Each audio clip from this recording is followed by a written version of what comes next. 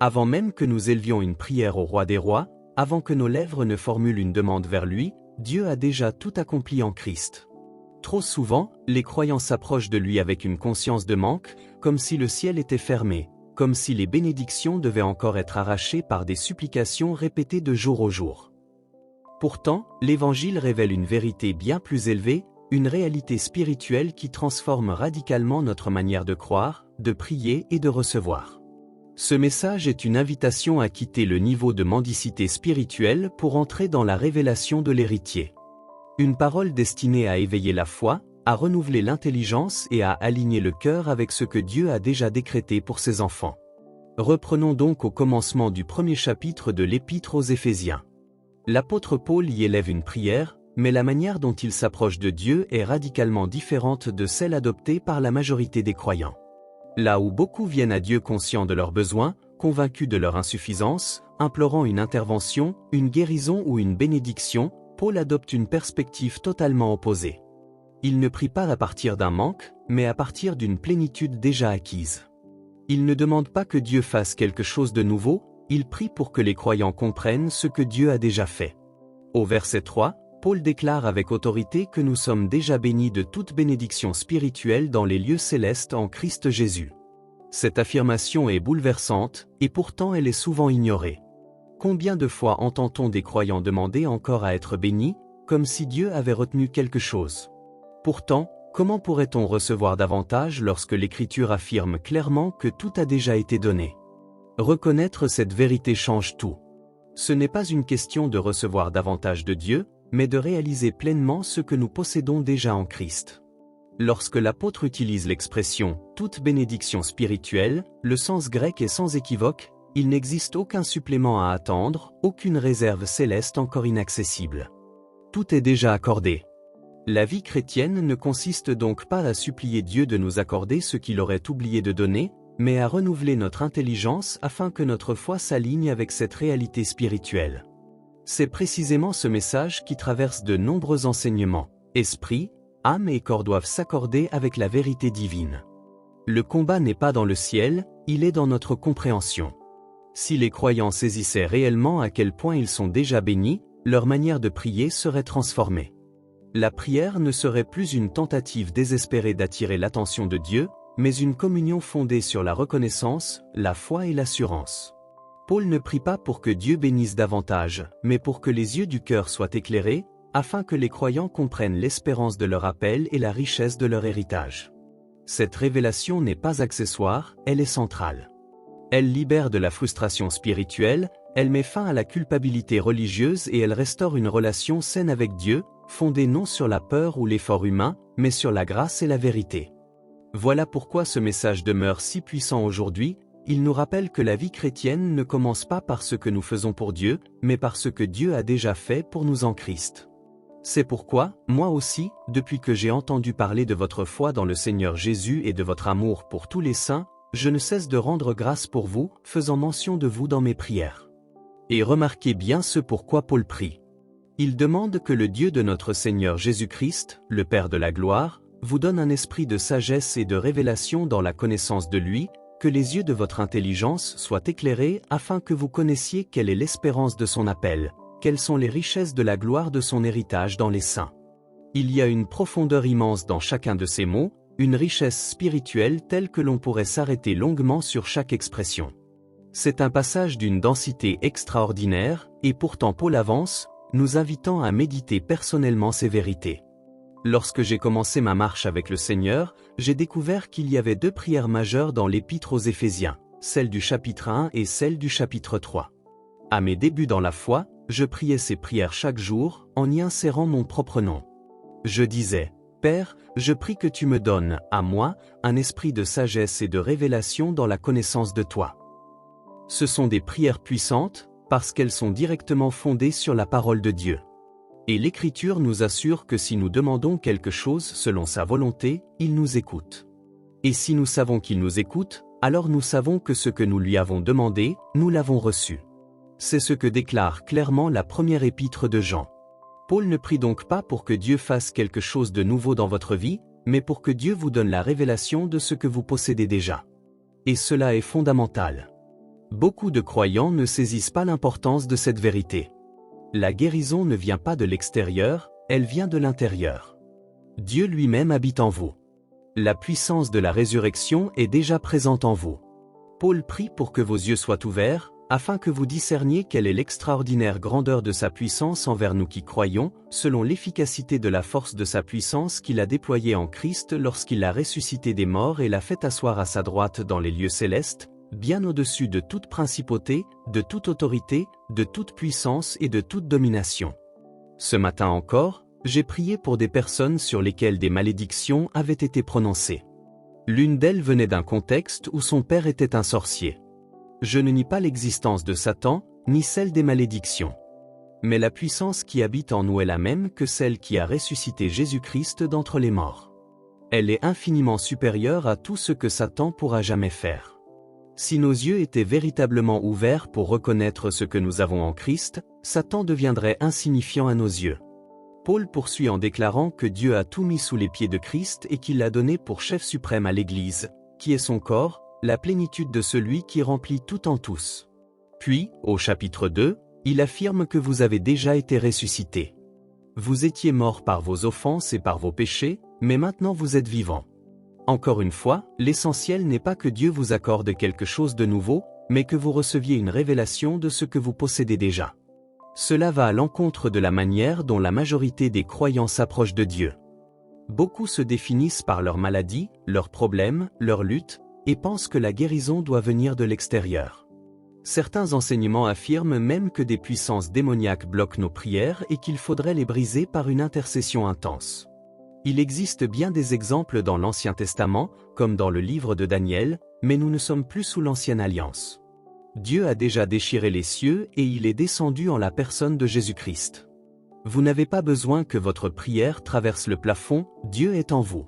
C'est pour cela que vous inclinez la tête lorsque vous priez, afin de le regarder intérieurement. La seule raison pour laquelle Satan peut entraver un croyant, c'est lorsque celui-ci croit à ses mensonges. Sa puissance réside dans la tromperie. Il ne peut rien faire sans votre consentement, et ce consentement prend souvent la forme d'une croyance erronée. Pensez que vous êtes seulement humain, que certaines maladies sont incurables, que vous êtes inférieur à la situation que vous affrontez. Mais vous n'êtes pas seulement humain.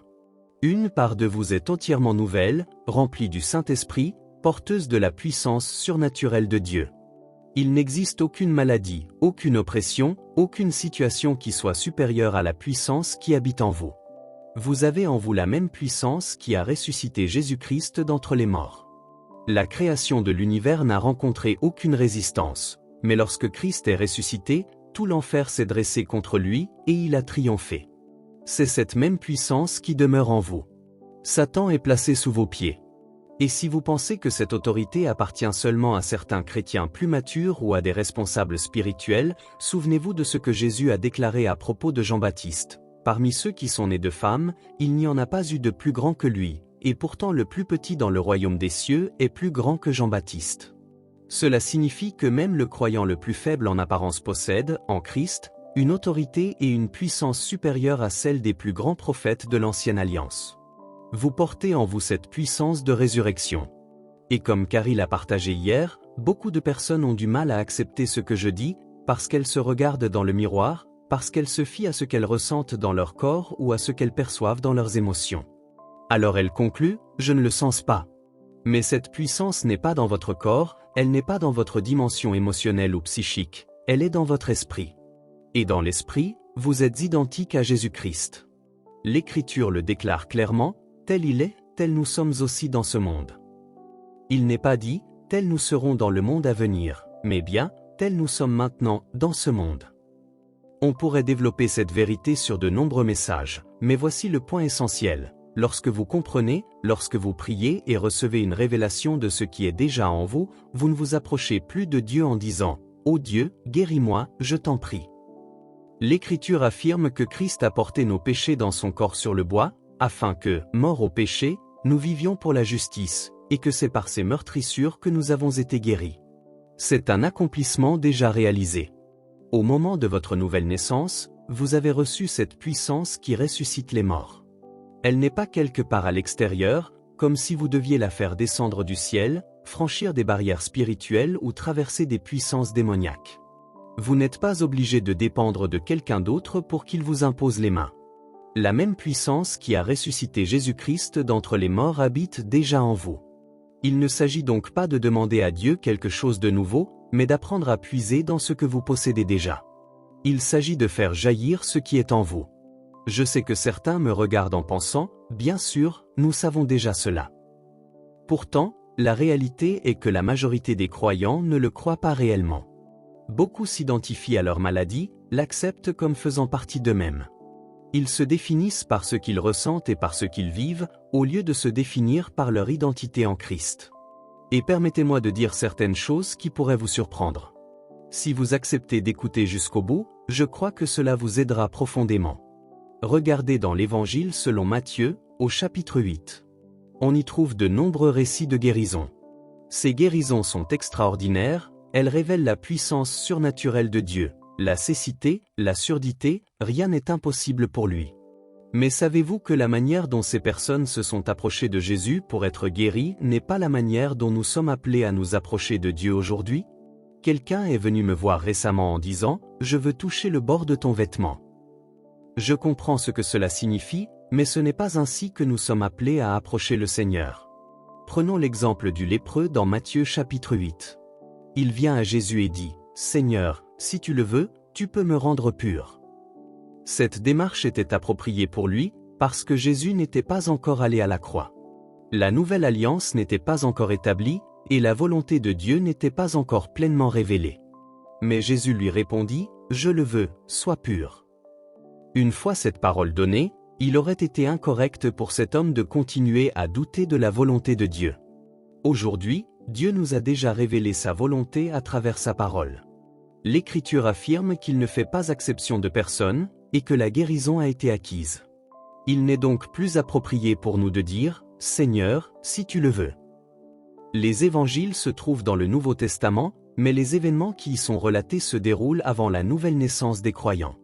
Ces personnes n'avaient pas encore Dieu vivant en elles. Lorsque Paul priait pour les Éphésiens, il demandait que leurs yeux s'ouvrent afin qu'ils comprennent qu'ils possédaient déjà la même puissance qui a ressuscité Christ d'entre les morts. Le lépreux n'avait pas encore cette réalité intérieure. Nous l'avons. Plus loin dans ce chapitre, il est question du centurion. Son exemple est remarquable, il comprenait l'autorité de la parole. Mais aujourd'hui encore, certains disent « Seigneur, parle seulement une parole, donne-moi une parole. » Or Dieu l'a déjà fait. Nous possédons des milliers de promesses. Nous devons apprendre à placer notre foi dans ce que Dieu a déjà déclaré, plutôt que d'attendre une manifestation extérieure ou une intervention visible. Puis Jésus guérit la belle-mère de Pierre en réprimandant la fièvre. Et c'est ainsi que nous sommes appelés à agir. Jésus, bien qu'il fût Dieu, s'est dépouillé et a vécu comme un homme dépendant de la foi. Il parlait aux situations, il commandait avec autorité. De la même manière, puisque Christ vit en nous, nous sommes appelés à exercer cette autorité, à parler à la maladie, plutôt que de supplier Dieu d'agir à notre place. La femme qui toucha le bord du vêtement de Jésus nous enseigne la persévérance et l'action de la foi, mais elle ne possédait pas encore Dieu en elle. Elle n'était pas née de nouveau. Elle devait donc s'approcher physiquement. Vous n'avez pas besoin de toucher le vêtement de Jésus. Vous n'avez pas nécessairement besoin que quelqu'un d'autre prie pour vous, même si Dieu utilise aussi ses moyens par grâce. Dieu a donné des dons au corps de Christ afin d'aider ceux qui n'ont pas encore eu le temps de renouveler leur intelligence ou de fortifier leur foi. Il est possible de recevoir à travers la foi d'un autre. Mais le drame, c'est que beaucoup de croyants ne savent recevoir que de cette manière, à travers des personnes ou des circonstances particulières. Ils ne savent pas recevoir directement de Dieu. L'objectif ultime est que vous receviez la révélation que la puissance de la résurrection habite déjà en vous. Dieu a déjà accompli l'œuvre. Comme il est écrit, la foi devient efficace par la reconnaissance de tout le bien qui est en vous. Vous avez déjà reçu la guérison. Vous possédez déjà la puissance qui ressuscite les morts. Il vous suffit de la reconnaître, d'apprendre à la libérer et à la manifester. Il est bien plus facile de libérer ce que l'on possède déjà que de chercher à obtenir ce que l'on n'a pas. Dire « je vais être guéri » contient encore une part d'incertitude. Mais dire « je l'ai reçu » repose sur une position d'assurance. Ce que vous possédez déjà ne peut vous être retiré. À cette époque, notre loyer était de $100 par mois, sans compter les charges, ni la nourriture, ni quoi que ce soit d'autre. Honnêtement, je ne sais pas comment nous avons survécu. Mais durant cette période, j'ai pris une décision. Tôt ou tard, cette foi devait commencer à se manifester. Il fallait qu'il y ait une preuve concrète, une évidence. J'ai donc décidé que j'allais m'acheter une nouvelle Bible. Il m'a fallu 6 mois pour réussir à mettre de côté $20 afin de pouvoir l'acheter. Et pendant ces 6 mois, j'ai lutté sans cesse. Le diable me répétait, « Tu n'auras jamais cet argent. Tu n'y arriveras pas. » Il n'y avait pratiquement pas 10 minutes d'éveil sans que je combatte une pensée d'incrédulité ou de doute concernant cette Bible. Mais finalement, j'ai eu ces $20. Je suis allé acheter ma Bible, j'y ai fait graver mon nom, et je suis sorti avec cette Bible sous le bras. Et à partir de ce moment-là, je n'ai plus jamais douté que je l'avais. Certains se disent peut-être, pourquoi douterais-tu de l'avoir, puisque tu l'as déjà? Voilà précisément mon point. C'est exactement ce qui se passe lorsque vous dites « Je suis guéri au nom de Jésus », puis que vous commencez aussitôt à lutter contre toutes sortes de pensées parce que vous ne croyez pas réellement être guéri tant que vous ne le ressentez pas, tant que vous ne le voyez pas, tant qu'un médecin ne l'a pas confirmé. Vous marchez alors par la vue et non par la foi. Tout cela révèle une chose. Vous ne comprenez pas encore que vous avez déjà la puissance de la résurrection à l'intérieur de vous. En réalité, nous nous approchons souvent de Dieu comme des croyants de l'Ancien Testament, ou comme les personnes des évangiles qui n'étaient pas encore nées de nouveau. Nous disons, « Seigneur, envoie ta parole. Laisse-moi toucher le bord de ton vêtement. Si c'est ta volonté, tu peux me guérir. » Toutes ces attitudes étaient appropriées pour eux, parce qu'ils n'étaient pas nés de nouveau. Mais maintenant que nous le sommes, la puissance de la résurrection de Jésus habite en nous. Nous n'avons pas à nous approcher de Dieu comme si nous n'avions rien, comme si nous ne pouvions rien faire, en disant « Seigneur, nous savons que toi tu peux tout, étends ta main et guéris cette personne. » Ce n'est pas ainsi que Dieu nous a appelés à agir. Dans l'Évangile selon Matthieu, chapitre 10, il est écrit que Jésus appela ses 12 disciples et leur donna le pouvoir de chasser les esprits impurs et de guérir toute maladie et toute infirmité. Puis il leur dit, « Allez, prêchez que le royaume des cieux est proche. Guérissez les malades, purifiez les lépreux, ressuscitez les morts, chassez les démons. Vous avez reçu gratuitement, donnez gratuitement. » Il ne leur a pas dit de prier pour les malades, mais de les guérir. Il y a une différence. Pourtant, beaucoup de chrétiens adoptent une attitude de fuite spirituelle. Ils disent, « Ô Dieu, nous ne sommes rien, nous n'avons rien, nous ne pouvons rien faire, mais toi tu peux tout. » Et ce faisant, ils nient en pratique la vérité du Nouveau Testament, le même esprit qui a ressuscité Jésus-Christ d'entre les morts habite en eux. Alors, si quelque chose se produit, on rend gloire à Dieu, et si rien ne se produit, on conclut que ce n'était pas la volonté de Dieu, ou que Dieu a un but dans la souffrance, ou que le temps n'est pas encore venu. Pourtant, Dieu nous a donné autorité sur la maladie et sur l'infirmité. Il faut cesser d'attendre que la solution vienne de l'extérieur. Elle vient de l'intérieur. La première chose à faire est de reconnaître ce que vous avez en Christ, reconnaître que vous portez en vous la puissance qui ressuscite les morts. Bien sûr, il faut ensuite apprendre comment libérer cette puissance. La vie et la mort sont au pouvoir de la langue, et la foi sans les œuvres est morte. Mais rien ne fonctionnera tant que vous ne croirez pas que vous possédez déjà cette puissance. Lorsque le Seigneur m'a révélé cela pour la première fois, je n'avais jamais entendu parler des grands enseignants de la foi. Je ne connaissais rien à ces doctrines. Mais j'ai compris que j'avais le même esprit en moi que celui qui était en Jésus. Et cette révélation a changé ma manière de vivre. J'ai commencé à prier pour tout ce qui bougeait, à entrer dans des hôpitaux, à imposer les mains aux malades. Et même quelqu'un qui ne comprend pas tout finit par voir des résultats s'il persévère. J'ai vu des miracles se produire, sans même comprendre tout ce que je faisais. J'avais simplement cette conviction, la puissance de la résurrection est en moi, et elle doit se manifester. L'essentiel du combat consiste à refuser de croire que le cancer ou toute autre maladie est plus grande que vous. Il n'existe aucune maladie qui soit supérieure à la puissance de la résurrection qui habite en vous. Pourtant, beaucoup de personnes magnifient leurs problèmes au point que la maladie devient plus réelle pour elles que l'œuvre accomplie par Jésus. Il faut parvenir à voir, par la foi, ce que Christ a fait pour vous, au point d'en venir à mépriser la maladie. Si vous priez simplement, Seigneur, ouvre les yeux de mon cœur et révèle-moi l'immensité de ta puissance, la même puissance qui a ressuscité Jésus-Christ et l'a fait asseoir à ta droite. Vous réaliseriez que tout ce que Satan essaie de faire est insignifiant en comparaison. Jésus nous a donné un exemple clair avec le figuier.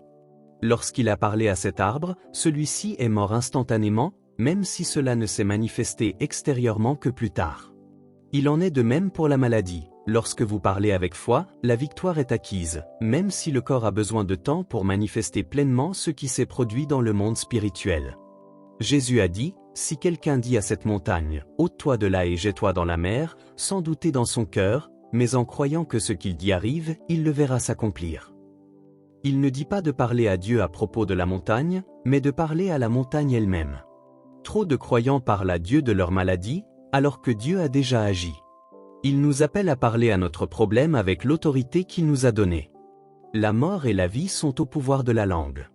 Beaucoup se condamnent eux-mêmes par leurs paroles, en répétant ce que disent leurs symptômes ou les diagnostics médicaux. Il ne s'agit pas de nier la réalité physique, mais de refuser qu'elle soit la vérité ultime. La puissance spirituelle qui habite en nous est supérieure à toute réalité naturelle. Lorsque vous comprenez cela, vous prenez autorité. Vous parlez à la maladie, vous parlez à votre corps, vous résistez au diable. Et la Bible est claire, si vous vous soumettez à Dieu et si vous résistez au diable, il fuira loin de vous. Satan est un ennemi vaincu. Il n'a aucun pouvoir sans votre coopération. Vous avez déjà en vous cette puissance surnaturelle de résurrection. Jésus a tout accompli. Il est assis à la droite du Père. Vous n'avez pas besoin qu'il refasse l'œuvre. Ce qui reste, c'est le renouvellement de votre intelligence, afin que votre foi devienne efficace par la reconnaissance de tout le bien qui est déjà en vous, en Christ Jésus. Et cela, c'est une vérité glorieuse et libératrice. Frères et sœurs, Dieu nous aime profondément. Il nous aime tellement qu'il fait tout ce qu'il peut pour nous atteindre. Il fera parvenir la guérison jusqu'à vous par tous les moyens possibles. Je ne suis pas contre les médecins.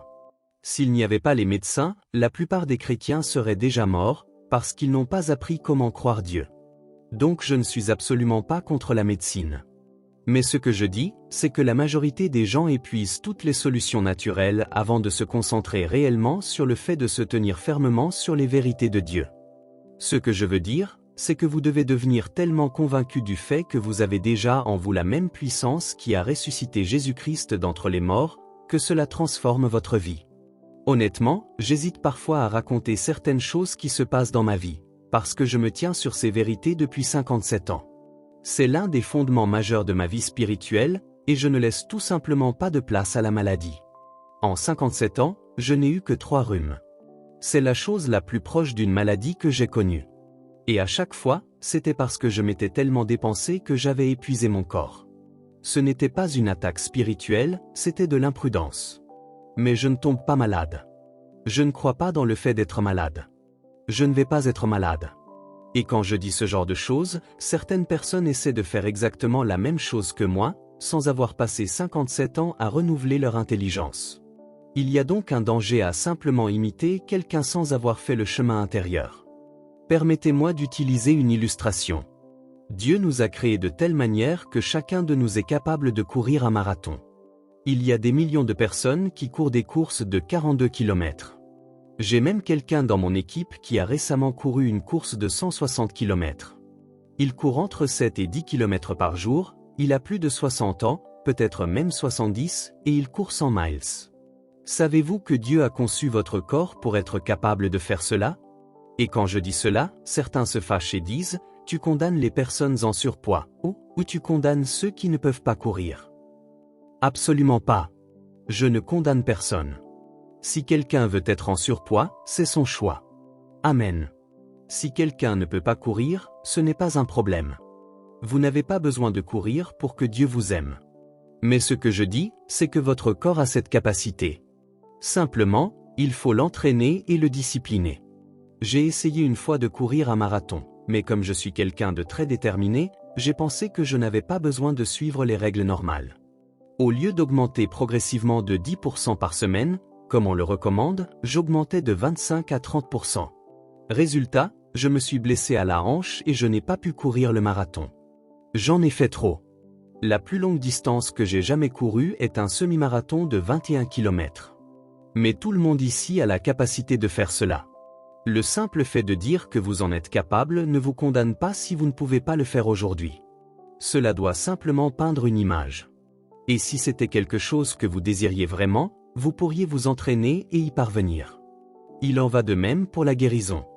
Nous avons en nous la puissance de la résurrection.